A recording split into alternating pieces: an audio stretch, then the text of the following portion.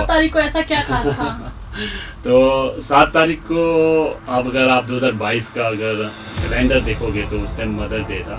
अच्छा। तो मैंने पूरे ऑल वर्ल्ड की मदर्स के लिए मैंने डेडिकेट किया कि ये समिट उनके लिए होगा।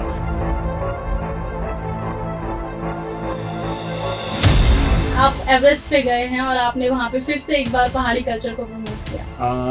मेरी लाइफ का सबसे अच्छा समय था एवरेस्ट, क्योंकि मैं 10 सालों से मैं एवरेस्ट की तैयारी कर रहा था। तो काफ़ी लंबा समय था, कभी सोचा नहीं था कि लोग दूसरे और तीसरे साल में छोड़ के चले जाते हैं। और जो मेरा सफ़र था 2011 से और 2021, अगर आप ये टाइम पीरियड देखोगे तो काफ़ी लंबा, जिसमें काफ़ी लोग छोड़ के चले जाते हैं। ये अब अमित जी, मैं आती हूँ एवरेस्ट पे। आप एवरेस्ट पे कब गए थे, कब मौका मिला था आपको एवरेस्ट फतेह करने की? एवरेस्ट का मुझे ऑलमोस्ट 2021 में, क्योंकि हाँ 2019 में हमारा IMF massive Everest expedition selection हुआ था। उसके बाद मैंने उत्तराखंड की सबसे डेडलीस्ट माउंटेन कहते हैं, बहुत खतरनाक माउंट त्रिशूल 7120 मीटर, उसको फास्टेस्ट क्लाइंब किया हमने।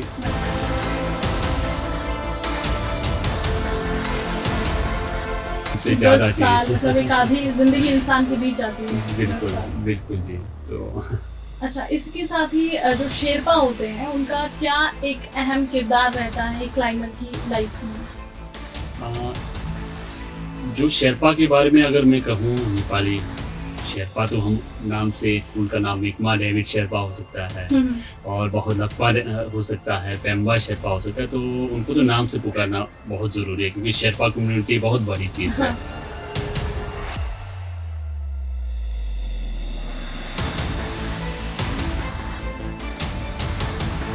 रिस्क पे ही एक जो पर्वतारोही है वो पर्वत को चढ़ता है, आगे बढ़ता है, लेकिन आपने बहुत सारी डेथ भी देखी है, उस पर आप क्या कहेंगे?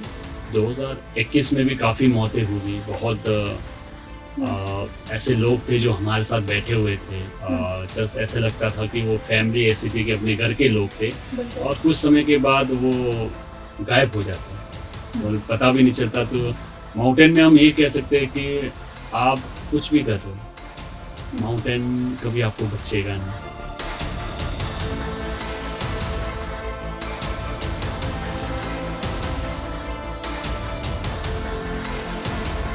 एक सोल होता है वो एक माउंटेन होती है, और इसी के साथ ही जब आप ऊपर जाते हो क्या कुछ मन में उस वक्त फीलिंग होती है, आप क्या कुछ दिमाग में चल रहा होता है? क्योंकि मैंने बहुत सुना है इसके बारे में, बहुत सी रिसर्च करी है कि जैसे जैसे माउंटेनर ऊपर चढ़ता है तो ऑक्सीजन लेवल जो है वो कम होता है, और ऐसे में आपको ऐसा फील होता है जैसे आपने कुछ नशा कर कर रखा है, आपने कोई फीड ली है, कुछ ऐसा आपके साथ कोई ऐसा एक्सपीरियंस?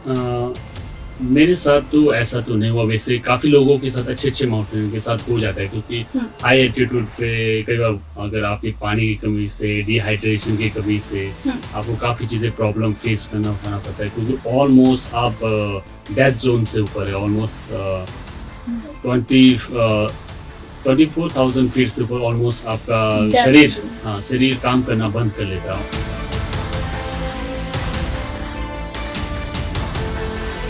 काफ़ी अच्छे माउंटेन को जब आप होते हो तो बहुत कुछ आपको रियलाइज होता है कि अगला आप भी हो सकते हो। अगले आप हो सकते हो, बिल्कुल। ये डर तो आएगा ही मन में, क्योंकि आपके साथ इतने लोग होते हैं और आप अपने सामने ये सब होते हुए देखते हो, तो कहीं ना कहीं वो ख्याल तो आएगा ही मन में।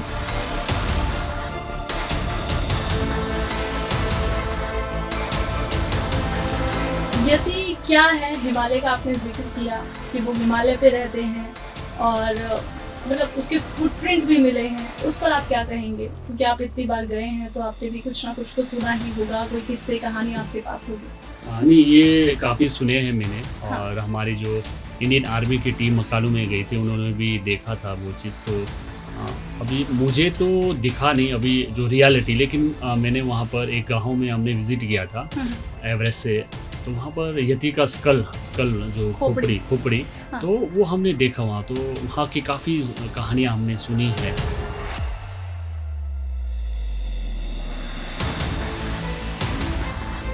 यति एक इमेजिनरी ही है कि एक बहुत बड़ा इंसान है, वो आधा बंदर है और आधा वो इंसान है, और कम से कम उसकी हाइट कितनी है? ऑलमोस्ट हो सकते हैं 9-10 फीट से 9-10 फीट फीट, से, हाँ। और ऑलमोस्ट बड़ा भी हो सकता है उससे भी। बिल्कुल, और वो हाँ जी। हिमालय में रहते हैं, बिल्कुल, उनके बर्फ शरीर पे में। बहुत सारे बाल है, जैसे कि हमने बहुत सी मूवीज़ में भी देखा है जी। कि ऐसा होता है, और आज भी प्रमाण जो है मिलते हैं कि जब आप टॉप पर पहुंच जाते हैं तो उस वक्त क्या फील आती है, कैसा फील होता है? जब मैं फर्स्ट टाइम जो एवरेस्ट के जब टॉप पे था, तो मैंने एक चीज़ काफ़ी नोटिस की। बोलते हैं ना, इंसान को जो नेचुरल जो आंसू आ जाते हैं, तो बिल्कुल सही है। मैं हंस रहा हूँ और आंसू बह रहे हैं। अच्छा, मैं हंस रहा हूँ लेकिन आंसू आ रहे हैं, खुशी के तो आंसू खुशी के थे। आंसू थे। वो लगभग मेरे ख्याल से 1-2 मिनट तक थे।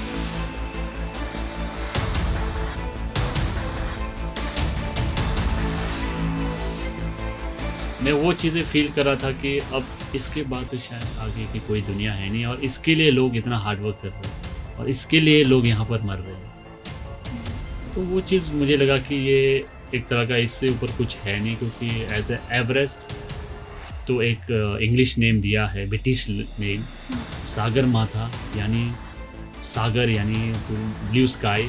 और लेडीज़ जब बिंदिया लगाती है तो वो एक बिंदी है, मदर। एंड चोमोलोंगमा जो तिब्बत से कहा जाता है, यानी आप अपनी माँ के सिर पर बैठे हो। ये एक प्रॉब्लम है एवरेस्ट में, शिट की बहुत प्रॉब्लम है, जो जितना मैंने सुना है, जितनी मैंने स्टडी की है। क्योंकि हमारे इंडिया में क्या हिसाब है, आप वॉशरूम कैसे जाते हैं, क्योंकि आप अगर इतने दिनों तक आप कैंप 1 में तो आपके पास सारे प्रबंध होंगे, कैंप 2, कैंप 3, और वो जो आपने डेथ जोन बताया उससे ऊपर, मतलब कैसे मैनेज करना वो सब कुछ, खाना पीना हर चीज़? टॉयलेट्स बने होते हैं, लेकिन वो टॉयलेट्स मैं आपको बताऊँ, वो टॉयलेट्स भी वो उसमें बंद होके नीचे चले जाते हैं, क्योंकि हर चीज़ का उन्होंने सॉल्यूशन निकाला है धीरे धीरे। क्योंकि हिमालयंस मेल्ट हो रहा है धीरे धीरे, हिमालयंस की जो वाटर्स है लोगों को चाहिए, एंड जितने भी गार्बेज है वो सारे पैक होके नीचे जाते हैं। तो कैंप 1 में भी ऑलमोस्ट हमारे को सुविधाएं मिलती है, कैंप 1 कैंप 2 तक ऑलमोस्ट हमारे को टॉयलेट की। और उसके बाद धीरे धीरे मैं आपको बताऊं, धीरे धीरे जो कैंप 3-4 में आपको टॉयलेट आना बंद हो जाता है।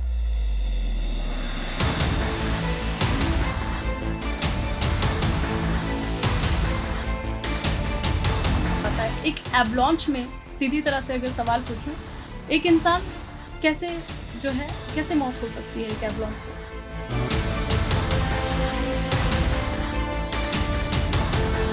मैंने अपनी लाइफ में अन्नपूर्णा में देखा था। मेरी लाइफ का अन्नपूर्णा का सबसे बहुत खौफनाक जो कह सकते हैं, क्योंकि हम कैंप 2 पहुंचने ही वाले थे कि कैंप 2 से पहले सबसे बड़ा एवलांच हिट हो गया। मेरे ख्याल से 10 मिनट पहले अगर हम निकलते तो शायद मैं आज आपके स्टूडियो में नहीं होता।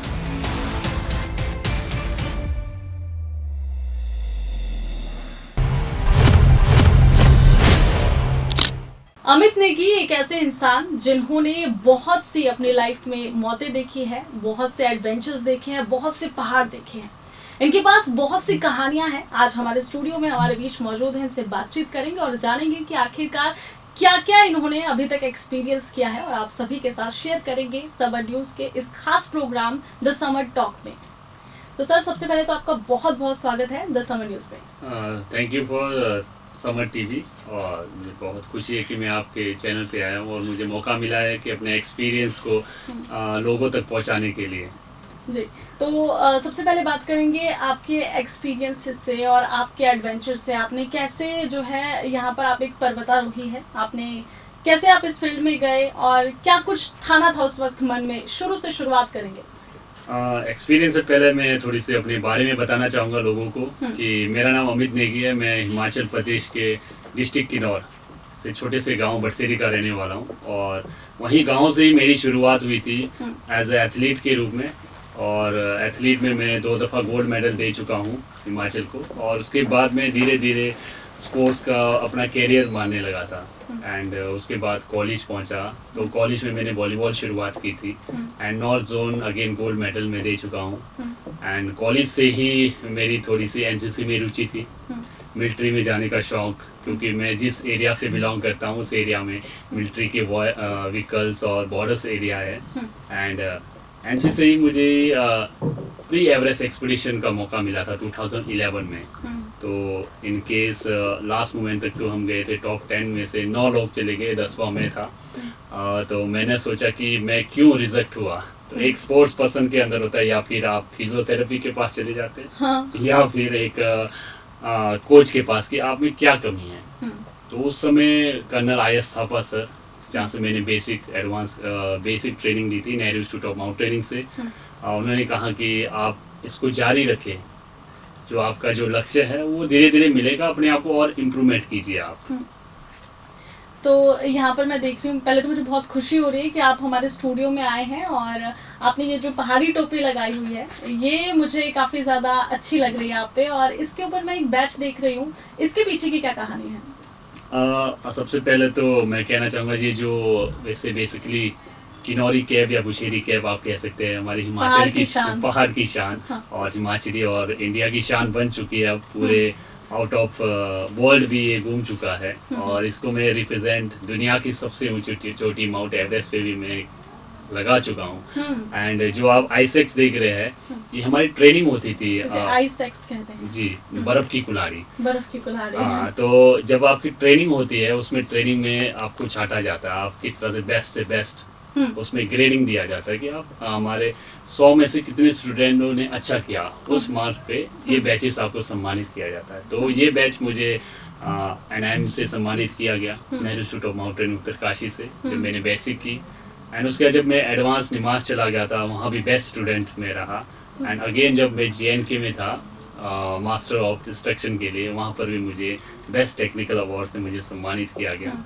एंड अगेन मैं सर्च एंड रेस्क्यू जब मैं वापस आया NIM में, तो फिर दोबारा से मुझे बेस्ट स्टूडेंट का, यानी ऑलमोस्ट जो इंडिया की जितने भी ट्रेनिंग सेंटर्स है, मनाली को छोड़ के मैंने इंडिया के सारे इंस्टीट्यूटों से मैं basic, advance, MY, search and rescue और अल्पाइन विंटर ट्रेनिंग कंप्लीट कर चुका हूँ।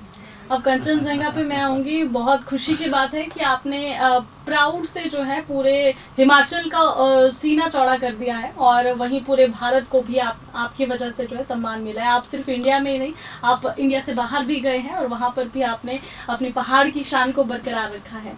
इसी के साथ ही एक सवाल और यहाँ पर कंचनजंगा पे मैं आऊँगी कि जब आपने कंचनजंगा फतेह की थी, तो आपको एक बैच से सम्मानित किया गया था, जो पूरे इंडिया में अभी तक किसी भी और क्लाइंबर को नहीं मिला है। उसके पीछे की क्या कहानी है?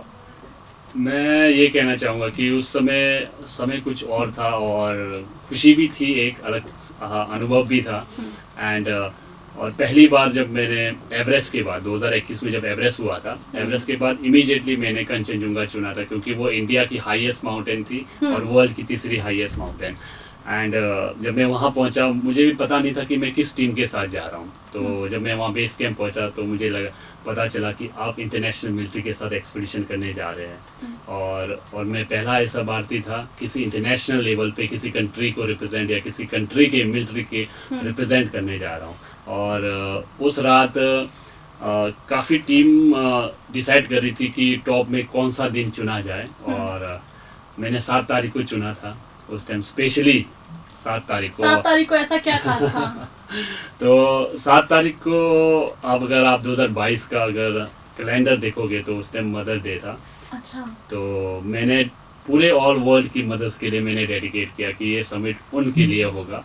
और मुझे काफ़ी खुशी हुई कि उस समय मेरा समिट हुआ सुबह 5 बजे, और बहुत अच्छा वेदर था। जब मैं वापस आया, तो जो बैच था, मैं खुद शौक था कि जिन्होंने मुझे सम्मान दिया उस बेस कैंप में, उन्होंने कहा कि आज तक हम इतने खुश है कि आज तक वो बैच हमें किसी और को मतलब मौका नहीं मिला सम्मान करने का।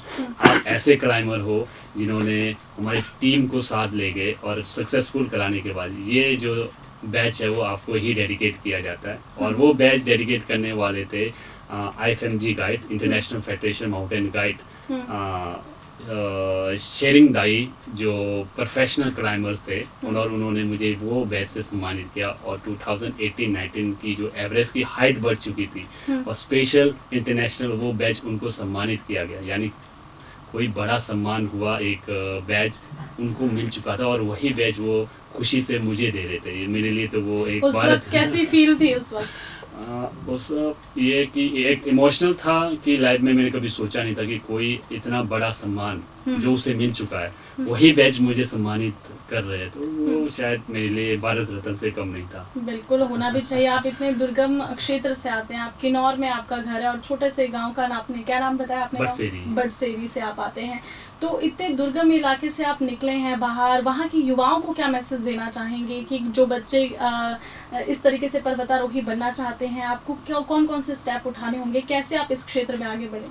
मैं युवाओं से तो उम्मीद मैं ये करता हूँ, क्योंकि जिस तरह से आजकल की जो युवाएं हैं कुछ जैसे नशे की चीज़ों में गए हुए हैं, तो प्लीज़ आप उन चीज़ों को आप अवॉइड कीजिए। आपको जो है कि एडवेंचर का नशा करना चाहिए यूथ को, क्योंकि जिस तरह से यूथ थोड़ी नशे की चीज़ पे ज़्यादा फोकस कर रही है, तो मैं सोचता हूँ कि लोगों को अगर एडवेंचर में अगर आ जाए तो वो नशे से दूर रह सकते हैं। क्योंकि मैंने अपनी लाइफ में एक चीज़ मैंने नोटिस की, आप जिस चीज़ में बिजी रह जाते हो तो उस चीज़ में आपका पैशन और प्रोफेशनल आपका चेंज हो जाता है।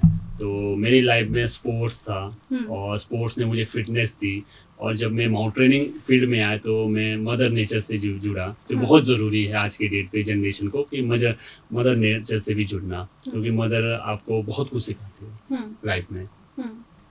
और क्या क्या आपके पास एक्सपीरियंसेस हैं, क्योंकि आपके बारे में हमने बहुत कुछ देखा, आपके इंस्टा पे भी मैंने काफ़ी कुछ देखा, आप काफ़ी कुछ पोस्ट करते हैं, मस्ती भी करते हैं। इन्होंने एवरेस्ट पे जाके नाटी भी डाली है, मैंने आपकी वीडियो देखी, उसके पीछे का क्या क्या वो कहानी है? मतलब आप एवरेस्ट पे गए हैं और आपने वहाँ पे फिर से एक बार पहाड़ी कल्चर को प्रमोट किया। मेरी लाइफ का सबसे अच्छा समय था एवरेस्ट, क्योंकि मैं 10 सालों से मैं एवरेस्ट की तैयारी कर रहा था, तो काफ़ी लंबा समय था। कभी सोचा नहीं था कि लोग दूसरे और तीसरे साल में छोड़ के चले जाते हैं, और जो मेरा सफ़र था 2011 से और 2021, अगर आप ये टाइम पीरियड देखोगे तो काफ़ी लंबा, जिसमें काफ़ी लोग छोड़ के चले जाते हैं। और इस समय मेरे जितने भी दोस्त हैं कहीं ना कहीं किसी डिपार्टमेंट में जॉब कर रहे हैं, और मैं लगा रहा, और फाइनली जब मैं पहुंचा वहाँ पर समिट के बाद जो खुशी थी 2021 की 31 मई 4:30 बजे के करीब हम समिट पे, और मैंने सोचा नहीं अब पहाड़ी कल्चर तो बनता ही है, और थोड़ी सी इंजॉय और नाटी थोड़ी सी, और लोग खुश हो गए कि अलग ही कल्चर लोगों को देखने को मौका मिला। और लोग ये कह रहे थे कि ये इंडिया ही हो सकता है जहाँ पर बहुत सारे ये कल्चर स्पेंड किया जाता है, और बहुत सारे यूनिक चीज़ें आपको देखने को मौका मिलता है। चलिए अब अमित जी मैं आती हूँ एवरेस्ट पे। आप एवरेस्ट पे कब गए थे, कब मौका मिला था आपको एवरेस्ट फतेह करने की? एवरेस्ट का मुझे ऑलमोस्ट 2021 में, क्योंकि हाँ 2019 में हमारा IMF massive Everest expedition selection हुआ था। उसके बाद मैंने उत्तराखंड की सबसे डेडलिस्ट माउंटेन कहते हैं, बहुत खतरनाक माउंट त्रिशूल 7120 मीटर, उसको फास्टेस्ट क्लाइम किया हमने। एंड 2020 में कोविड के कारण थोड़ा सा निराश हो गए थे, तो अब टीम जाएगी कि नहीं जाएगी थोड़े निराश थे, लेकिन फाइनली 2021 में उस टाइम खेल मंत्री किरण रिजिजू सर थे, उन्होंने हमारा फ्लैग ऑफ किया, और फाइनली हम 2021 में 31 मई को मेरा समिट हुआ, और मेरी लाइफ का 10 साल का जो सक्सेस था वो कंप्लीट हो गया। लेकिन उसके पीछे जो मैंने मुड़ के एक बार देखा कि जो 10 साल का मेरा हार्ड वर्क था वो शायद वो सक्सेसफुल से ज़्यादा थी। मतलब एक आधी जिंदगी इंसान की बीत जाती है। बिल्कुल बिल्कुल जी। तो अच्छा, इसके साथ ही जो शेरपा होते हैं उनका क्या एक अहम किरदार रहता है क्लाइंबर की लाइफ में? जो शेरपा के बारे में अगर मैं कहूँ, नेपाली शेरपा तो हम नाम से उनका नाम मिकमा डेविड शेरपा हो सकता है, और बहुत लकपा हो सकता है, पेम्बा शेरपा हो सकता है, तो उनको तो नाम से पुकारना बहुत ज़रूरी है, क्योंकि शेरपा कम्युनिटी बहुत बड़ी चीज़ है। एंड मैं चाहता हूँ कि उनका रोल है कि एज अ गाइड, अगर हम जैसे इंडिया में कोई इंटरनेशनल कोई क्लाइंबर आ रहा है, एज अ गाइड के थ्रू हम उसको सही दिशा दिखाते हैं, हम उसे उठा के नहीं ले जा सकते है ना, ऑलमोस्ट हम कुछ समय के लिए उसे बैकअप भी दे सकते हैं। तो वही काम है नेपाल में शेरपाओं का, एज अ बैकअप। वो बहुत हार्ड वर्क है, तो उनके लिए तो दिल से रिस्पेक्ट है, क्योंकि वो क्लाइंबर को क्लाइंबिंग के साथ साथ रेस्क्यू भी सेफली वापस लेके आते हैं, एंड क्योंकि उन्हीं की वो चीज़ रोजी रोटी है उनका। बिल्कुल। अब मैं आऊँगी मौत पर। इन्होंने बहुत सारी मौतें भी देखी है, अपने दोस्तों को इन्होंने अपने सामने देखा है कि कैसे आप एवरेस्ट पे आप निकलते तो हो एक मिशन लेकर, आप जब भी कोई एवरेस्ट फतेह करते हो या आप किसी भी पहाड़ को चढ़ते हो तो आपके मन में एक ठानी होती होगी कि हम ऊपर जाएंगे, लेकिन ऊपर जाने का जुनून जो है ना वो कभी कभी खुद पर भारी भी पड़ जाता है। और रिस्क पे ही एक जो पर्वतारोही है वो पर्वत को चढ़ता है, आगे बढ़ता है। लेकिन आपने बहुत सारी डेथ भी देखी है, उस पर आप क्या कहेंगे? मैंने अपनी लाइफ में जब मैं 2021 में हम्म। एवरेस्ट में जब पहुंचा था, तो एवरेस्ट के सबसे जो डेंजर पार्ट कहा जाता है वो खुम्बू ग्लेशियर है। खुम्बू ग्लेशियर। तो जैसे ही मुझे पता चला, हमारी शुरुआत हो ही रही थी कि एक शेरपा की कैजुअलिटी मौत हो गई, क्योंकि उसी रूट से हमें गुजरना था। हम्म। एंड जब हमने क्रॉस करना स्टार्ट किया तो काफ़ी बड़ा एवलांच आया, तो हमें खुम्बू ग्लेशियर के आधे ऑलमोस्ट 50% हमें वापस आना पड़ा क्रॉस करके। तो अगेन फिर दोबारा हमने देखा कि फिर दोबारा एवलांच आने के कारण फिर शेरपाओं की काफ़ी शेरपाओं कैजुअलिटी हो गए। एंड 2021 में भी काफ़ी मौतें हो गई। बहुत ऐसे लोग थे जो हमारे साथ बैठे हुए थे, जस्ट ऐसे लगता था कि वो फैमिली ऐसी थी कि अपने घर के लोग थे, और कुछ समय के बाद वो गायब हो जाते हैं और पता भी नहीं चलता। तो माउंटेन में हम ये कह सकते हैं कि आप कुछ भी कर रहे हो, माउंटेन कभी आपको बख्शेगा नहीं, नेचर आपको कभी बख्शेगा नहीं। अगर छोटी सी भी गलती अगर आप करते हो तो आप डेफिनेटली मौत आपकी पक्की है। अगर रिस्पेक्टफुल या कुछ तरीके से या शेरपाओं की सुनने से, विदाउट सुनने से अगर आप कुछ गलत डिसीजन लेते हो तो डेफिनेटली आप। कभी डर नहीं लगा?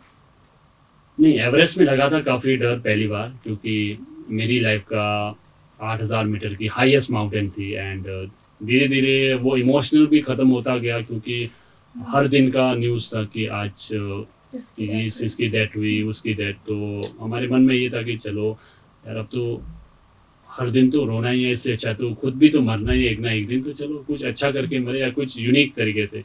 लेकिन सडनली कहते हैं ना कि आप आपका जो टारगेट है, आप टारगेट पे रखो हमेशा फोकस, उसको अचीव करने की सोचो। बाकी चीज़ जो होगा उसको ऊपर वाले के ऊपर छोड़ दो, तो अपने आप ही हो जाएगा। बिल्कुल। एक और यहाँ पर मैं बात पूछूंगी कि जब आप ऊपर जाते हो, जैसे जैसे एक माउंटेनर ऊपर बढ़ता होगा, तो आपने जैसे कहा कि शेरपा, ऑफ कैमरा भी हमारी बात हुई थी जब आपने कहा था कि शेरपा एक अहम किरदार निभाता है, एक सोल होता है वो एक माउंटेनर के। और इसी के साथ ही जब आप ऊपर जाते हो, क्या कुछ मन में उस वक्त फीलिंग होती है? आप क्या कुछ दिमाग में चल रहा होता है? क्योंकि मैंने बहुत सुना है इसके बारे में, बहुत सी रिसर्च करी है कि जैसे जैसे माउंटेनर ऊपर चढ़ता है तो ऑक्सीजन लेवल जो है वो कम होता है, और ऐसे में आपको ऐसा फील होता है जैसे आपने कुछ नशा कर कर रखा है, आपने कोई फीड ली है, कुछ ऐसा आपके साथ कोई ऐसा एक्सपीरियंस? मेरे साथ तो ऐसा तो नहीं हुआ। वैसे काफ़ी लोगों के साथ, अच्छे अच्छे माउंटेनर के साथ हो जाता है, क्योंकि हाई एल्टीट्यूड पे कई बार अगर आपकी पानी की कमी से, डिहाइड्रेशन की कमी से आपको काफ़ी चीज़ें प्रॉब्लम फेस करना उठाना पड़ता है, क्योंकि ऑलमोस्ट आप डेथ जोन से ऊपर है। ऑलमोस्ट 24,000 फीट से ऊपर ऑलमोस्ट आपका शरीर काम करना बंद कर लेता है, ऑलमोस्ट 30% और 35%। बाकी डिपेंड है आप ऑक्सीजन के लेवल के ऊपर आप कितना कंट्रोल करते हैं। तो काफ़ी लोग मैंने देखे वैसे आपस में लड़ते भी हैं। कोई कहानी ऐसी? ऐसा हुआ था हमारे टेंट के साथ ही, तो हमारे साथ में तो ऑक्सीजन शायद उन्होंने लगाना भूल गए, वो थोड़ी देर के लिए शायद रेस्ट कर। कई बार क्या होता है कि हम इतने थके हुए होते हैं कि इमीडिएटली हम सो जाते हैं, रेस्ट कर लेते हैं कि ऑक्सीजन नहीं लगा पाते हैं। तो वो असर भी थोड़ी देर के बाद पता चल जाता है कि ऑक्सीजन कमी से सिर में दर्द होना और बैक पेन करना, तो उस वजह से इंसान अपने अलग ही दुनिया में चला जाता है, उसे कुछ अलग ही दिखाई देता है। यानी मैं मतलब बिल्कुल अलग जगह में हूँ और लोग मुझे यहाँ से कुछ डिस्टर्ब कर रहे हैं, मैं उनसे लड़ूँ, तो वो चीज़ होता है हाई एल्टीट्यूड में। कई बार आप अपने दोस्त को नहीं पहचान सकते। अच्छा। कई बार ऐसा हुआ है, तो इसलिए हाई एल्टीट्यूड पे ऑक्सीजन की कमी है, तो प्लीज़ ऑक्सीजन ज़रूर लीजिए, क्योंकि ऑक्सीजन के बिना आपका जो दिमाग है वो काम करना बंद कर देता है। बिल्कुल बिल्कुल, जो एक कंट्रोल होती है, जो माइंड एक कंट्रोल करते हैं, वो खो देता है।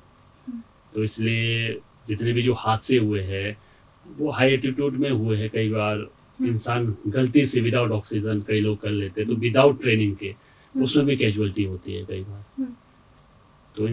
तो इंसान को ये है कि जब तक लगता है आपको, क्योंकि मेरा एक दोस्त था अभी जो अन्नपूर्णा की मैं बात कर रहा हूँ, वर्ल्ड की डेडलीस्ट माउंटेन जो अभी मैंने इस साल समिट की थी और फर्स्ट पहला भारतीय बना था इस सीज़न का। और उसने सिर्फ 100 मीटर से वो वापस आया। क्यों? क्यों? क्योंकि उसे लगा नहीं मैं नहीं कर सकता हूँ, मेरी लाइफ इंपॉर्टेंट है, क्योंकि वो विदाउट ऑक्सीजन कर रहा था 100 मीटर। ओके। बहुत अच्छा दोस्त था, लेकिन उसमें एक काफ़ी फेमस माउंटेनर था नोएल हैना, बहुत रिस्पेक्टफुल, मुझे बहुत रिस्पेक्ट, और मैं बहुत रिस्पेक्ट करता हूँ। वो उसे मैंने खो दिया उस अन्नपूर्णा माउंटेन। और 12 बार वो एवरेस्ट क्लाइंब कर चुका था, बहुत आउटस्टैंडिंग उसकी। हाँ, उनकी वाइफ भी 3-4 बार एवरेस्ट। एंड जब वो मिले मुझे, सबसे ज़्यादा जो मेमोरी था नोएल हैना के साथ था अन्नपूर्णा में। तो काफ़ी अच्छे माउंटेन को जब आप खोते हो तो बहुत कुछ आपको रियलाइज़ होता है कि अगला आप भी हो सकते हो। अगले आप हो सकते हो, बिल्कुल। ये डर तो आएगा ही मन में, क्योंकि आपके साथ इतने लोग होते हैं और आप अपने सामने ये सब होते हुए देखते हो, तो कहीं ना कहीं वो ख्याल तो आएगा ही मन में। डेफिनेटली, क्योंकि मेरी लाइफ में जो माउंटेन से प्यार करता है, ठीक है आप जाइए, लेकिन विदाउट ट्रेनिंग के आप मत जाइए। क्योंकि अभी जो हम शुरुआत करें जो इंडिया में as the mountains of India जो हम एक्सप्लोर कर रहे हैं, जब अभी हम ईरान भी पहुंचे थे, हमें इनवाइट किया था हम, और हिमाचल की अपनी कहलूर एडवेंचर है, तो हम कोशिश करें कि इंडियन हिमालय को प्रमोट करें। क्योंकि हमारे यहाँ माउंटेनिंग में भी बेरोजगार बहुत है, क्योंकि कोर्सेज किए बहुत लोग हैं। शायद मेरे से भी अच्छे माउंटेनर्स आपको मिलेंगे, लेकिन उनको अपॉर्चुनिटी नहीं मिल पाती। अच्छा, गवर्नमेंट का कितना किरदार होता है अगर आप कहीं बाहर जा रहे हो, और फंड कितना लगता है अगर आपको एवरेस्ट ही फतेह करनी थी, आप कितना आपकी जेब से खर्च हुआ था और कितना गवर्नमेंट की तरफ से आपको दिया गया? एवरेस्ट की अगर मैं कहूँ तो एवरेस्ट बहुत महंगा है, क्योंकि एज अ रॉयल्टी ही मैं आपको बताऊँ $16,000 रॉयल्टी पे करनी पड़ती इंडिया है। के तो ऑलमोस्ट इंडिया के 15-16 लाख आपको देने पड़ेंगे। 15-16 लाख। तो ऑलमोस्ट पूरा खर्चा गिना के 35 से 40 लाख तक चली जाती है, 35 से 40 लाख एवरेस्ट का नॉर्मली। अच्छा। तो कुछ परसेंट उस टाइम मदद हुई थी मेरी, और सेंट्रल गवर्नमेंट से भी, हिमाचल गवर्नमेंट से। लेकिन कुछ परसेंट कुछ तो मुझे ही कुछ लगाना पड़ा, क्योंकि ज़्यादा से ज़्यादा खर्चा तो अब अपने तरफ से ही हो रही है। तो अभी भी उम्मीद है, वैसे तो गवर्नमेंट मदद कर रही है, अभी वाली गवर्नमेंट भी इस तरह से। अन्नपूर्णा के दौरान भी जो मेरे खुद के अपने क्षेत्र से बिलोंग करते हैं, श्री जगत सिंह नेगी जी, तो उन्होंने भी मुझे काफ़ी सपोर्ट किया। मुझे खुशी है कि एज ए ट्राइबल एरिया से मैं बिलोंग करता हूँ, और आज की डेट पे ट्राइबल एरिया में एज ए टूरिज़्म को एक्सप्लोर करने में भी थोड़ा, और कल्चर को, और पूरे इंडिया की मुझे जो सपोर्टिंग मुझे मिल रही है कि एज ए वो लड़का कहीं इतने लास्ट बॉर्डर एरिया से निकल के पूरे इंडिया को भी रिप्रेजेंट कर रहा है। तो मुझे खुशी होती है कि अभी बस और उम्मीद है कि मेरे और जो प्रोजेक्ट है उसमें सपोर्ट मिले, पूरे इंडिया सपोर्ट करें। फिलहाल कांग्रेस की सरकार है हिमाचल प्रदेश में, आप क्या चाहते हैं कि गवर्नमेंट को ये कदम उठाना चाहिए, हिमाचल गवर्नमेंट को आपके इस क्षेत्र में आगे आकर आपकी मदद के लिए, मतलब कुछ दरख्वास्त हो आपकी सरकार से? गवर्नमेंट से मेरी एक यही है, क्योंकि काफ़ी पहले से मैं पॉइंट उठा रहा था कि एज ए पॉलिसी बननी चाहिए, क्योंकि हर स्टेटों की अपनी पॉलिसी है। और मैं पिछली गवर्नमेंट से भी मैंने ये दरख्वास्त की थी कि पॉलिसियाँ बननी चाहिए, क्योंकि बहुत अच्छे माउंटेनर्स हमारे पास है ना जी, बहुत सारे। अगर पॉलिसी बन जाती है तो उसमें बहुत अच्छे माउंटेनर्स आएंगे। अब जिस तरह से अभी मुझे कुछ बरसात ही देख लो आप, बहुत बरसात आए, तो इस समय वो वॉलंटियर काम आते, और अभी भी काम है, कर रहे हैं। क्योंकि मैंने कल शाम से मेरे दोस्तों को मैंने फ़ोन किया, उन्होंने कहा किन्नौर, कुल्लू, मनाली, युवा भी आगे आए हैं। युवा भी बहुत आगे आ रहे हैं इसमें रेस्क्यू के लिए, लेकिन वो थोड़े से पीछे इसलिए आ जाते हैं क्योंकि उन्हें जॉब अपॉर्चुनिटी नहीं मिल पाती। लेकिन हमारे हिमाचल में बड़े हैं बेसिक एडवांस के लोग, लेकिन मुझे खुशी है कि वो आज भी अभी भी रेस्क्यू कर रहे हैं, कि लोगों को बचा रहे, लोगों को किन्नौर जैसे में मैंने देखा, कुल्लू मनाली जैसे में देखा, लोगों को रेस्क्यू किया जा रहा है। तो यही लोग आपको काम आएंगे। अगर आप एक अच्छी सी पॉलिसी अगर आप बनाते हो तो आपको हेल्प तो मिलेगी। चलिए, मैं उम्मीद करूंगी कि गवर्नमेंट जो है आपकी बात सुने, और जिस पॉलिसी की आप बात कर रहे हैं वो पॉलिसी हिमाचल प्रदेश में जल्द बने। इसी के साथ ही एक बार फिर से एवरेस्ट पे ही मैं आऊँगी, क्योंकि एवरेस्ट की बातें हो रही है तो आगे भी इसी पे बढ़ेंगे।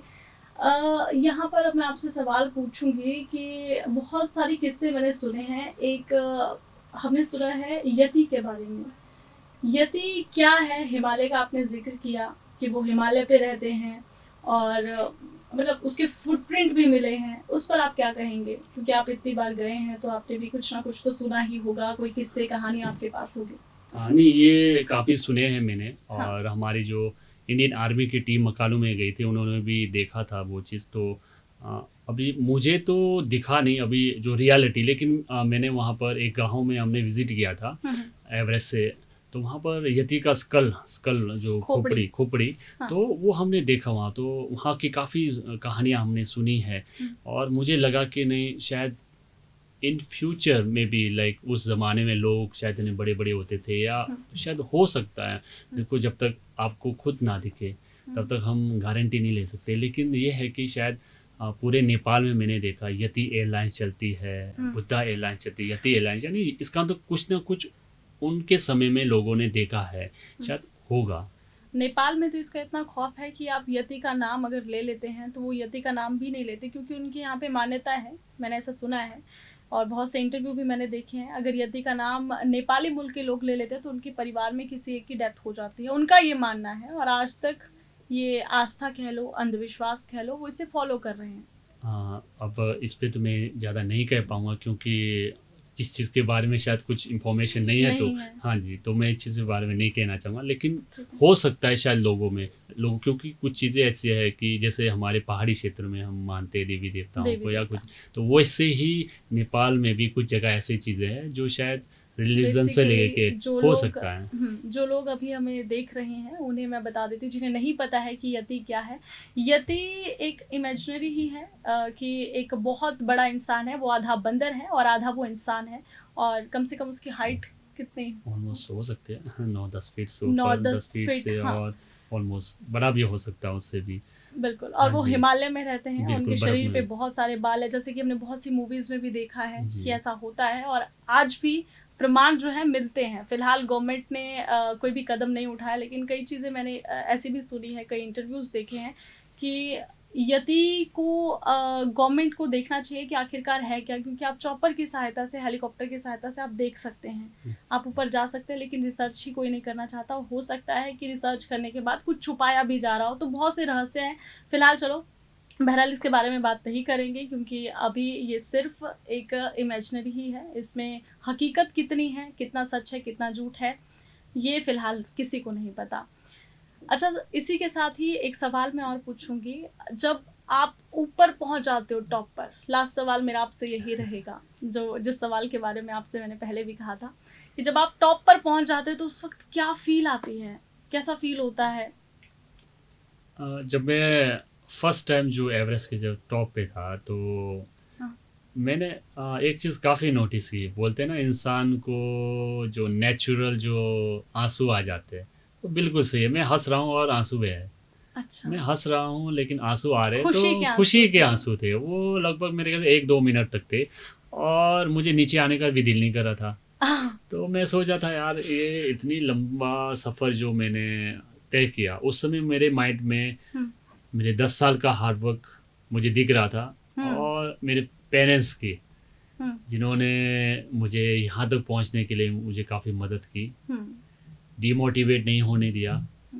और मैं वो चीज़ें फील कर रहा था कि अब इसके बाद तो शायद आगे की कोई दुनिया है नहीं, और इसके लिए लोग इतना हार्डवर्क कर रहे हैं और इसके लिए लोग यहाँ पर मर रहे हैं। तो वो चीज़ मुझे लगा कि ये एक तरह का इससे ऊपर कुछ है नहीं, क्योंकि एज ए एवरेस्ट तो एक इंग्लिश नेम दिया है, ब्रिटिश नेम, सागर माथा, यानी सागर यानी ब्लू स्काई। और लेडीज़ जब बिंदिया लगाती है तो वो एक बिंदी है, मदर। एंड चोमोलोंगमा जो तिब्बत से कहा जाता है। अच्छा। यानी आप अपने माँ के सिर पर बैठे हो। तो वो चीज़ मुझे फील हुआ कि नहीं यार, आखिरकार एक मदर ने आपको बेशक छोटे से बनाया, आपको डांटा, आपको ट्रेन किया, आखिरी बार जब उसे लगा कि नहीं अब ये लायक बन चुका है, तब उसने कहा कि आओ अब आप मेरे साथ, मतलब बोलते हैं ना कि एक हक करना या गले मिलना, तो ये बहुत बड़ी चीज़ होती है। तो वो चीज़ कितने टाइम तक ऊपर रह सकते हैं? ऑलमोस्ट वैसे तो आधा 1 घंटे के बाद इमीडिएटली नीचे आना पड़ता है। लेकिन एवरेस्ट में क्या हुआ, मैं और मेरे शेरपा काफ़ी बहुत इंटरेस्टिंग स्टोरी बीच में कि कैंप 4 के बाद काफ़ी लोग थोड़े पीछे रह गए और रस्सियाँ दब गई थी, क्योंकि उस समय 2021 में आप देखोगे कि टुक टुक साइक्लोन हिट हुआ था नॉर्थ अपने साउथ से, टुक टुक नाम के 2021 में। तो वो इफ़ेक्ट पड़ा एवरेस्ट पे, ऑलमोस्ट 3 से 4 फीट स्नोफॉल गिरी थी। और मैं और मेरे शेरपा आगे चलते गए, बाकी पीछे हो गए। तो मेरे शेरपा ने कहा कि अब रस्सियाँ खुद निकालनी पड़ेगी। और पहली बार मैं और मेरे शेरपा रस्सियाँ निकालते गए और हिलेरी स्टेप जब पहुँचे तो ऑलमोस्ट उस टाइम 4 बजे थे। तो मेरे शेरपा ने कहा कि 4:15-16 में सनसेट होती है सबसे ब्यूटीफुल। तो आप वो देखने के लिए आप रुक गए। वो देखने के लिए मैं रुका और मैंने देखा एज अ पिरामिड और सन्स, मतलब कोई जवाब नहीं, मतलब इतना खूबसूरत और एवरेस्ट को हिट करता हुआ, और मतलब कोई आंसर नहीं कि मदर नेचर इतना खूबसूरत हो सकता है। और उसके टॉप में पहुंचने के बाद लगभग आधा एक घंटे तक कोई नहीं था। मैं और मेरा शेरपा पेम्बा शेरपा थे, तो हम दोनों कोई मतलब आपस में कुछ नहीं बोल पा रहे, बैठे हुए हैं आपस में हंस रहे हैं। वो भी इमोशनल थे क्योंकि उन्हें भी लगा कि मेरा ऑलमोस्ट 6वीं-7वीं बार एवरेस्ट में समिट कर रहा हूँ, और उनकी अलग खुशी थी। और मेरी जो पहली बार एक्सपीडिशन मेरी अपने आप में कुछ अलग एक्सपीरियंस, तो वो मैं एक्सप्लेन नहीं कर सका कि बहुत खूबसूरत, बहुत अलग। कोई भी शब्द अगर यूज़ करूँ वो भी कम पड़ जाए। ऊपर जाना जितना मुश्किल, नीचे आना उससे ज़्यादा मुश्किल। नहीं, बिल्कुल। जितने भी जो कैजुअलिटी होती है वो आने के बाद होती है, क्योंकि आने के बाद वो खुशी रहती है, पैर जमते नहीं हैं। और वो पैर बिल्कुल कांपना स्टार्ट हो जाता है और ऑक्सीजन लेवल ऑलमोस्ट डाउन हो जाता है। तो उस वजह से डाउन आते समय कैजुअलिटी हो जाती है, और लोग काफ़ी आते हैं ट्रैफिक जैम के कारण। उस वजह से भी आपके जो हाथ है, कंट्रोल है, वो डिले पड़ जाते हैं। अब यहाँ पर मैं पूछूंगी कि एवरेस्ट जैसे कैंप 1 होता है, कैंप 2, कितने कैंप लगाए जाते हैं ऊपर तक, और डेथ जोन कहाँ तक होता है? इसमें ऑलमोस्ट 4 कैंप होते हैं। 4 camp. Camp base camp almost 17,000 feet, and camp 1 18 से 19,000 फीट, ऑलमोस्ट 6,000 मीटर। तो कैंप 2 ऑलमोस्ट आपके 6400 मीटर में। फिर कैंप 3 74 यानी 25,000 फीट, यानी कैंप 3 से ऊपर ऑलमोस्ट आप डेथ जोन के करीब आप पहुंच रहे हो। और लास्ट जो कैंप 4 होता है वो 29,000 फीट, जो 26,000 समथिंग फीट, आप 26 से 27,000 फीट, ऑलमोस्ट आप 7,900 या 8,000 मीटर डेथ जोन में आप पहुंच जाते हो। डेथ जोन में ऑलमोस्ट डेथ जोन में। उसके बाद बहुत मुश्किल होता है। उसके बाद चांसेस ये है कि अगर आपके लंग्स अच्छे हैं, जैसे नेपाल के कई के काफ़ी अच्छे लंग्स है, कि मीरेता शेरपा बहुत फेमस, 27-28 बार उन्होंने रिकॉर्ड कायम किया, अभी भी रिकॉर्ड ब्रेकिंग कर रहे हैं। आई थिंक वो 50 पहुंचने वाले, फिर भी काफ़ी अच्छा। तो लंग्स उस हिसाब से उनके बन चुके हैं। जब आप फर्स्ट टाइम क्लाइम करने गए एवरेस्ट पे, तो आपने मुझे बताया था ऑफ कैमरा कि आप जो है एक कैंप में नहीं ठहरे थे, आपने सीधा 2 क्रॉस किए थे। वो क्या कहानी थी? जब वो साइक्लोन हिट हुआ था, तो मैं आपको बताऊं, कैंप 4 में से नीचे थे हम, कैंप 2 में 6400 मीटर। तो काफ़ी लोग वापस आए थे, और उस समय इंडिया की पैरामिलिट्री फोर्स की टीम थी, ITBP CRPF, और इन्होंने वो वापस आ गए थे, पता नहीं क्यों उन्होंने वो टीम को वापस बुला लिया था। और हमारे उस समय के लीडर थे ब्रिगेडियर के सर सोलन के, तो उन्होंने कहा कि मैं आप लोगों के ऊपर छोड़ता हूँ, आप लोगों ने कैसे करना है और आप डिसाइड करो, क्योंकि सारे टेंट वैसे भी टूट चुके थे। तो उस टाइम मैंने डिसाइड किया कि नहीं, क्योंकि हमारे पास 30, 31, 1 तारीख 3 दिन का ही वेदर था, और 3 दिन में ही हमको कंप्लीट करना था। एंड उसके बाद मैं मेरे शेरपा, उन्होंने कहा कि अब क्या करना चाहिए। मैंने कहा ठीक है, कितने घंटे लगते, थोड़ा आइडिया मुझे बताओ। उन्होंने कहा कि हर एक कैंप पहुंचने के लिए आपको 7 से 8 घंटे। एंड मैंने कहा कि ठीक है, मैं डायरेक्ट पहुंच सकता हूं क्या? तो उन्होंने कहा सुबह थोड़ा जल्दी निकलना पड़ेगा। एंड 6 बजे निकले और 12 बजे मैं कैंप 4 पहुंचा, और कैंप 3 मैंने अवॉइड किया, 7,000 लोत्से फेस, जो सबसे डेंजर कैंप, ऑलमोस्ट 65 या 55 डिग्री एंगल में। तो वो सबसे फास्टेस्ट मेरा था, शेरपा मेरे के साथ। और सभी पूरी टीम को हमने अवॉइड करते करते आगे पहुंचे, और आपस में हंस भी रहे हैं कि इतने फास्ट है, यानी पागलों की तरह एवरेस्ट के लिए। लेकिन वो पागलपन कई बार हावी भी हो जाता है। नहीं, बिल्कुल बिल्कुल, वो पागलपन बहुत हावी, क्योंकि मैंने अपनी लाइफ में सीखा, like not a gamma in land of lama. हमेशा हाई एल्टीट्यूड माउंटेन में पागलपंती सही नहीं है, लेकिन थोड़ा सा ज़िद्दी भी होना चाहिए। एंड एक मिलिट्री के उससे मैं सुनता रहता हूँ, क्योंकि मिलिट्री के साथ ही ट्रेनिंग किया। हाथ पे रोटी, कदम छोटी, चढ़ जा चोटी। यानी हाथ पे रोटी यानी कुछ भी हो, या फूड हो, कुछ भी खाने हो, के लिए। खाने के लिए, हाँ। है ना, कदम छोटी करो। यानी हमेशा आप हाई एल्टीट्यूड में जाते हो, कहीं में फास्ट नहीं चलना है। हम्म। और चढ़ जा चोटी यानी आप धीरे धीरे करते हुए आप हाथ में रोटी, कदम छोटी, छोटी, चढ़ जा चोटी। चलिए, जी। इसी के साथ अब हाल फिलहाल की बात करते हैं। अभी आप कहाँ जाकर आए हैं? ईरान ईरान जाकर आए। वहाँ का एक्सपीरियंस बताइए, क्या कुछ एक्सपीरियंस किया? इंडिया से क्या अलग था वहाँ पर? पहली बार तो अरब कंट्री में जाना, और क्योंकि थोड़ा सा डर था, क्योंकि अरब कंट्रियों में पहली बार मेरा विजिट था।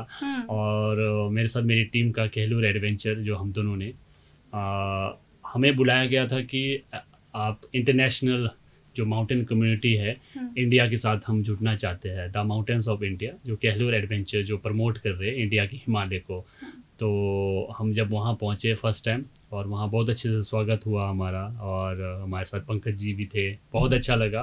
और पहली बार मैं शौक में था जब वो इंटरव्यू थे तो बैठे थे वहाँ पर, और जब मैंने पहली बार अपने कंट्री का फ्लैग देखा तो एक अलग अंदर से एक हिम्मत आई, नहीं यार अपनी कंट्री का। और 3 और कंट्रियों के थे, जिसमें से जर्मनी और तुर्की और नेपाल के फ्लैग्स भी थे।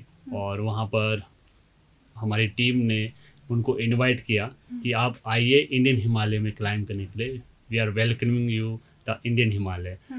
तो वो चीज़ एग्रीमेंट होने के बाद हमें पता नहीं था कि हम माउंटेन भी करेंगे, माउंट दमावंत, यानी वेस्टर्न एशिया की हाईएस्ट माउंटेन। और मैं सोच रहा था कि इसको अब किस तरह से करें माउंटेन, और वो एक ज्वालामुखी थी, अच्छा, वोल्केनो कहते हैं उसको, और वेस्टर्न एशिया की हाईएस्ट माउंटेन और ईरान की हाईएस्ट माउंटेन। और जब हम ईरानी माउंटेन फाउंडेशन के पास पहुँचे तो उन्होंने कहा कि ये जो ट्रैक है वो 5 दिन में ऑलमोस्ट करते हैं लोग, 5 दिन में। तो हमने कहा चलो ठीक है 5 दिन में। तो हमने पहले स्टडी भी नहीं की थी, क्योंकि हर माउंटेन को जाने से पहले आपको थोड़ा एक्लेमेटाइज करना बहुत ज़रूरी होता है। एंड उसके बाद हमने सोचा कि नहीं यार, इसको कैसे किया जाए। मेरे दिमाग में यह था कि कुछ यूनिक तरीके से करें। पंकज जी भी बोले कि ठीक है, कुछ यूनिक देखते कैसा होता है। एंड उससे पहले मैं एक चीज़ छोटा सा भूल गया बोलना, आई एम रियली सॉरी। तो जो हमारा एग्रीमेंट हुआ था उसमें एम्बेसी के अंदर, तो जो आप किन्नौरी कल्चर कैप देख रहे हैं, तो पहली बार मैंने वहाँ वो भी रिप्रेजेंट किया, आपने देखा होगा उसमें। बिल्कुल, बहुत खुशी की बात है कि मुझे बड़ा प्राउड फील हुआ कि इंटरनेशनल लेवल पे मैंने अपने कल्चर, हिमाचली कल्चर को प्रमोट किया। और सब ने इतने खुशी होके वो कैप पहना, वो चीज़ बहुत मुझे अंदर से फील हुआ, नहीं आज मैं एक माउंटेन के साथ साथ मैं अपने कल्चर को भी साथ ले जा रहा हूँ, जो आने वाली यूथ को ले जाना बहुत ज़रूरी है। एंड उसके बाद हम पहुँचे फिर ईरानी माउंटेन फाउंडेशन में जी। तो जिस तरह से हमने परमिट लिया, आप सोचा नहीं होगा कि एक ही दिन में हम कैंप 2 पहुँचे और सबमिट गए। ऑलमोस्ट उसमें कैंप 1, कैंप 2, कैंप 3 लगते थे। तो हमने कैंप 2 पहुँचे और उसी रात को 2-2:30 बजे के बाद हमने सुबह 8 बजे सबमिट करके वापस ही कहीं नहीं रुके, थोड़ी देर के लिए जस्ट कैंप 2 में टेंट हमने पैक किया और वापस इंटरनेशनल माउंटेन फेडरेशन के पास पहुँचे हम ईरानी। और वो कुछ शौक हो गए कि इतनी जल्दी कैसे करके आए। इसी के साथ ही आपने जो है नाम तो रोशन किया ही है। एवरेस्ट की यहाँ पर मैं बात करूँगी, एक प्रॉब्लम है एवरेस्ट में, शिट की बहुत प्रॉब्लम है, जो जितना मैंने सुना है, जितनी मैंने स्टडी की है। क्योंकि हमारे इंडिया में क्या हिसाब है, आप वॉशरूम कैसे जाते हैं? क्योंकि आप अगर इतने दिनों तक, आप कैंप 1 में तो आपके पास सारे प्रबंध होंगे, कैंप 2, कैंप 3, और वो जो आपने डेथ जोन बताया उससे ऊपर, मतलब कैसे मैनेज करना वो सब कुछ, खाना पीना हर चीज़? मैं आपको बताऊँ, एवरेस्ट की बेस कैम्प में ऑलरेडी अब नेपाल बहुत अच्छा काम कर रहा है, बहुत ही अच्छा फैसिलिटीज़, टॉयलेट्स बने होते हैं। लेकिन वो टॉयलेट्स में आपको बताऊँ, वो टॉयलेट्स भी वो उसमें बंद होके नीचे चले जाते हैं। क्योंकि हर चीज़ का उन्होंने सोल्यूशन निकाला है धीरे धीरे, क्योंकि हिमालयंस मेल्ट हो रहा है धीरे धीरे, हिमालयंस के जो वाटर्स है लोगों को चाहिए। एंड जितने भी गार्बेज है वो सारे पैक होके नीचे जाते हैं। तो कैंप 1 में भी ऑलमोस्ट हमारे को सुविधाएं मिलती है कैंप 1 कैंप 2 तक ऑलमोस्ट हमारे को टॉयलेट की। और उसके बाद धीरे धीरे मैं आपको बताऊं, धीरे धीरे जो कैंप 3-4 में आपको टॉयलेट आना बंद हो जाता है, क्योंकि वो मतलब आपको कुछ खाया ही नहीं जाएगा। अच्छा, उस एल्टीट्यूड पे आप जितना मर्जी आप हैवी ऐसा चीज, क्यों? क्योंकि जिस चीज़ को खाने के लिए ऑक्सीजन की भी ज़रूरत होती है, तो उसलिए आपको ऑक्सीजन कम मिलेगी तो खाना कम खाओगे, पतला चीज़ें ज़्यादा खाओगे, तो उससे ओनली आपकी पी वो वॉशरूम के लिए वही जा सकते हैं। बाकी चीज़ मेरे ख्याल से सेकेंड नंबर तो आप कर भी नहीं सकते, आपको आएगी नहीं। एंड जितने भी जो उसके बाद हम ज़्यादातर नूडल्स पे डिपेंड रहते हैं और ड्राई फ्रूट या चॉकलेट पे डिपेंड रहते हैं। तो ये बहुत ही अलग एक्सपीरियंस है, हम बात कर रहे हैं लेकिन मैं खुद सुन के शौक हो रही हूँ। और आपने वो ज़िंदगी जी है, आप वहाँ पर पहुँचे हैं और आपने वो चीज़ फ़तेह भी की है, आप एवरेस्ट फ़तेह कर कर आए हैं। और अभी हाल ही में आप ईरान जाकर आए हैं, वहाँ पर भी आप अपने कल्चर को प्रमोट करके आए हैं। तो इतना कुछ लाइफ में कर लिया, आगे क्या प्लानिंग है आपकी? तो अभी आगे की प्लानिंग तो है मेरे। एंड उससे पहले मैं आपको बताऊं, जो दमावंत में हमने नेशनल एंथम भी गाया। हाँ, कभी भी हमने सोचा नहीं था कि उस पॉइंट पे, और काफ़ी जो वहाँ पर फॉरेनर्स के लोग आ रहे थे वो उन्होंने काफ़ी क्लैप्स की, खुश हो गए कि आप अपने कंट्री को रिप्रेजेंट कर रहे हो, कंट्री का नेशनल एंथम आप गा रहे हो। और वो मेरी लाइफ का सबसे इमोशनल टाइम था, क्योंकि हम किसी भी कंट्री में जा रहे हैं और अपने फ्लैग के साथ पिक्चर तो बहुत लोग खींचते हैं, और हमने सोचा नहीं, हम कुछ यूनिक करेंगे, वीडियो बनाएंगे और फास्टेस्ट कल्चर को प्रमोट करेंगे। बिल्कुल, जिस तरह से हमने फास्टेस्ट क्लाइंब किया उसको, हाँ, माउंट दमावंत को, जिसमें इस साल के हम फर्स्ट इंडियन बन चुके हैं, और साथ ही साथ जो राष्ट्रीय गान हमने रिप्रेजेंट किया अपने नेशनल एंथम, उसमें भी बिल्कुल आपका फर्स्ट इंडियन। देश प्रेम जो है वो पूरी तरह से छलका। नहीं, बिल्कुल, हमने भी वो वीडियोस देखी आपकी। तो चलिए, बहुत अच्छा काम आप कर रहे हैं अपने देश के लिए भी और हिमाचल प्रदेश के लिए भी। बाकी जितने भी लोग हैं, जितने भी युवा हैं, वो सब आपसे प्रेरित होंगे। एक और सवाल मैं यहाँ आपसे पूछूंगी एवलॉन्च के बारे में। एवलॉन्च क्या है, कैसे आता है, और कभी आपके सामने आया है, आपने फील किया है? उस वक्त सब कुछ तहस नहस हो जाता है। एक एवलॉन्च में सीधी तरह से अगर सवाल पूछूं, एक इंसान कैसे मौत हो सकती है एक एवलॉन्च से? एवलांच, जैसे मैं अब अगर कहूँ कि आज की डेट पे तो काफ़ी चीज़ें, क्लाइमेट चेंज हो रहा है, और जिस समय स्नोफॉल पड़ती है उस समय अपोजिट स्नो, यानी जिस समय यानी दिसंबर में का स्नोफॉल, जो विंटर का स्नोफॉल पड़ना था, वो अब चेंज होकर धीरे धीरे जनवरी, फरवरी या मार्च में शिफ्ट हो रही है। और वो स्नो फिर ज़्यादा टिकती नहीं है, और जितना स्लोप उसका 45 एंगल है, जितना टेढ़ा होगा, और कई बार क्या होता है कि जो बड़े बड़े ग्लेशियर जब टूटते हैं उसके साउंड से ही उसके ऊपर वाला जो परत है वो खिसक जाता है। कई बार उससे भी एवलांच टिकर कहते हैं उसको, एवलांच के चांसेस ज़्यादा होते हैं। अर्थक्वेक जैसी सिचुएशन होती है? हाँ, अर्थक्वेक, क्योंकि अर्थक्वेक तो बहुत कम समय में आती है, लेकिन ज़्यादातर क्या है कि जितने भी जो ये न्यू ग्लेशियर्स है वो मूवमेंट कर रही है, यानी खिसक रही है नीचे। हाँ, बिल्कुल, हल्का हल्का, हमें पता नहीं चलता कि कितने मिली सेकेंड वो खिसक रही है। वो आपको फील होता है? हाँ, वो पता नहीं चलता कई बार, क्योंकि हर समय दुनिया की सबसे फास्टेस्ट जो अभी मूवमेंट हो रही है वो एवरेस्ट की ग्लेशियर है। हाँ। उसके बाद धीरे धीरे और माउंटेन हैं, वो हर समय भी, क्योंकि ग्लोबल वार्मिंग और चेंज हो रही है।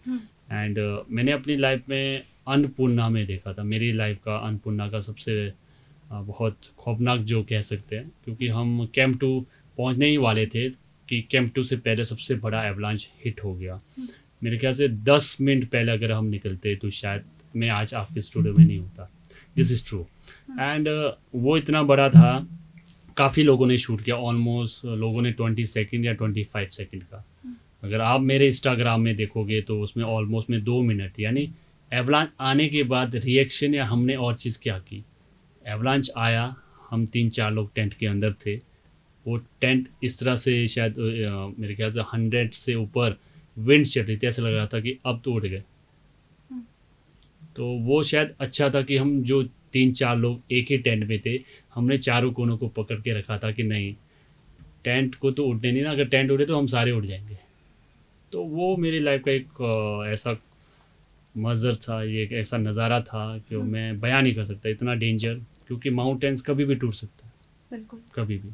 और उस वक्त आपको ये भी महसूस नहीं होता है कि आपको आगे जाना है, पीछे जाना है, लेफ्ट जाना है, राइट जाना है, ऊपर जाना है, नीचे जाना है? नहीं, बिल्कुल कुछ भी पता नहीं, एक ही चारों जगह। तरफ बादलों जैसी बर्फ? बिल्कुल बिल्कुल वाइट आउट हो गया था बिल्कुल। और हम ना पीछे नहीं जा पा रहे थे, हम ना आगे जा पा रहे थे। बाहर कैसे आए? तो हम वो टेंट के अंदर ही थे, थोड़ी देर बाहर थे। जब एवलांच आया वो देखते देखते थोड़ी देर हम टेंट के अंदर चले गए। यानी अपनी सेफ्टी बहुत ज़रूरी है, क्योंकि जो उसके जो जो कण होते हैं अगर नाक में और मुंह में चले गए तो आपके चांसेस होते हैं कि आप उसके अंदर दब जाओ। तो स्नो बाइट भी हो स्नो जाती बाइट और बहुत कुछ। तो हमने डिसाइड किया कि हम टेंट के अंदर रहेंगे, जो भी होगा कुछ टाइम के लिए तो हम बच जाएंगे। हम्म। और काफ़ी हद तक ऑलमोस्ट वो आधे घंटे तक चलता रहा, इतना विंड आधे घंटे तक। आपके मन में कुछ आया नहीं उस वक्त कि आ, शायद ये? उस टाइम मेरे मन में ये था कि शायद ये मेरा आखिरी माउंटेन होगा।